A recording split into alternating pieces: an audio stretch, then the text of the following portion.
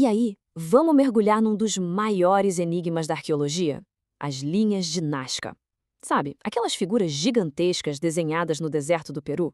Um mistério que, olha, até hoje tira o sono de muita gente. Pois é, essa é a grande questão. Tenta imaginar, centenas de desenhos enormes, alguns com quase 400 metros, talhados no chão do deserto. A gente chama isso de geoglifos. É a arte feita na própria terra. E o mais maluco, são formas que só dá para entender de verdade lá de cima, do céu.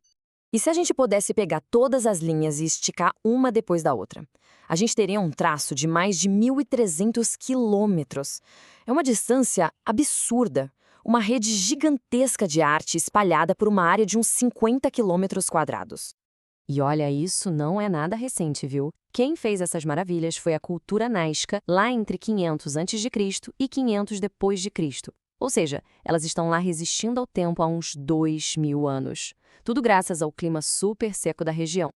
A variedade de desenhos é a nossa, impressionante.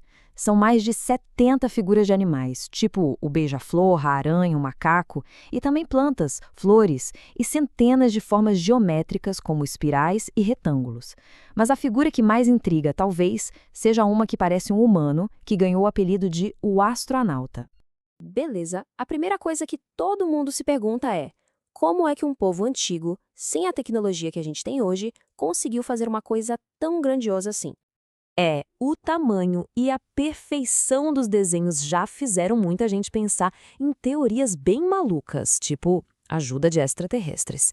Mas a resposta, como a ciência já mostrou, está na verdade na simplicidade e na inteligência do planejamento humano. O método era surpreendentemente simples, mas genial. Primeiro, eles provavelmente faziam um desenho menor, tipo uma maquete. Depois, usavam estacas e cordas para marcar esse desenho no chão do deserto em tamanho gigante. Aí, era só remover a camada de cima, que é de pedrinhas escuras, avermelhadas, e pronto. O solo de baixo, que é mais claro, um amarelo acinzentado, aparecia. Um contraste perfeito. Simples assim. E sabe como a gente tem certeza que isso funciona? Porque testaram na prática. Um pesquisador chamado Joe Nickell foi lá e recriou uma das figuras usando só estacas, cordas e o conhecimento que o povo Nazca teria. O resultado? Perfeito. Um checkmate nas teorias de astronautas antigos. Ou seja, o ponto aqui é o seguinte: não precisou de nave espacial, não. Precisou de planejamento, de gente trabalhando junto e de um conhecimento profundo do ambiente. É um verdadeiro monumento à criatividade do povo Nazca. Certo, já entendemos o como, mas agora vem a pergunta de $1 milhão. Por quê? Para que tanto trabalho para criar uma coisa que, na maioria das vezes, só dá para ver direito lá do alto?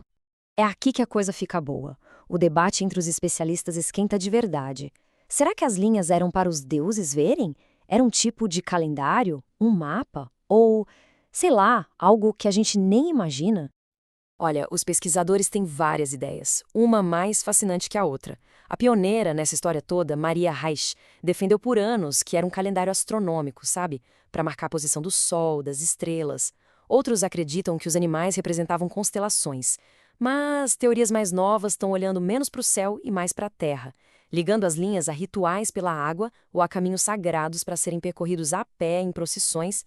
E isso é muito legal porque mostra a ciência em ação, sabe? A teoria da Maria Reich foi super importante por décadas, mas aí vieram outras pesquisas com novas tecnologias que mostraram que muitas dessas ligações com as estrelas podiam ser só coincidência.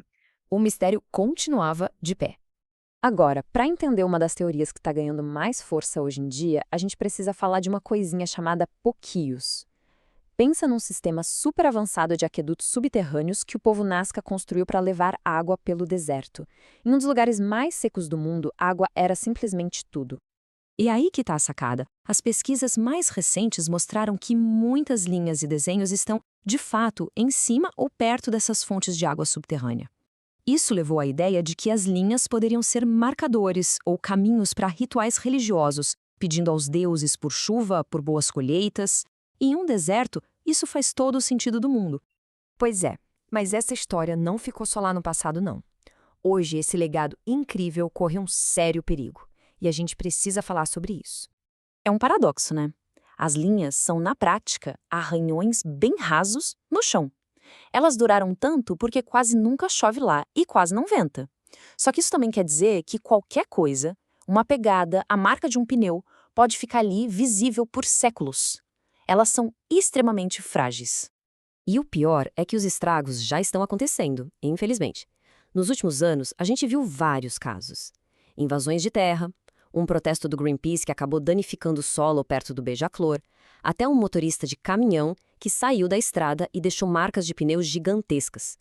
Cada incidente desses é uma cicatriz permanente nesse patrimônio da humanidade. E as ameaças não param por aí. Tem poluição, erosão, cidades crescendo para cima da área, gente andando com carro onde não deve. Tudo isso coloca em risco a sobrevivência desses desenhos incríveis. Mas, no meio disso tudo, tem uma virada de chave bem interessante. Mesmo com toda essa luta para proteger as linhas, a tecnologia moderna está ajudando a gente a descobrir ainda mais sobre elas. Usando drones e até inteligência artificial, pesquisadores encontraram mais de 140 novas figuras que ninguém nunca tinha visto. E o mais fascinante é que algumas dessas figuras recém-descobertas são ainda mais antigas que as de Nazca. Elas são da cultura Paracas, que viveu uns 1000 anos antes. Isso simplesmente mostra que esse costume de desenhar no deserto é uma tradição muito, mas muito mais antiga do que a gente pensado.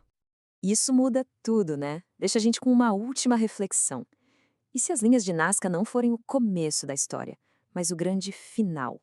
O auge de uma tradição de séculos, talvez milênios, de se comunicar com o sagrado, usando a própria terra como papel. Uma biblioteca silenciosa, cuja língua a gente ainda está só agora começando a aprender a ler. A pergunta que fica é: o que mais esse deserto tem para nos contar? A busca por respostas, com certeza, continua.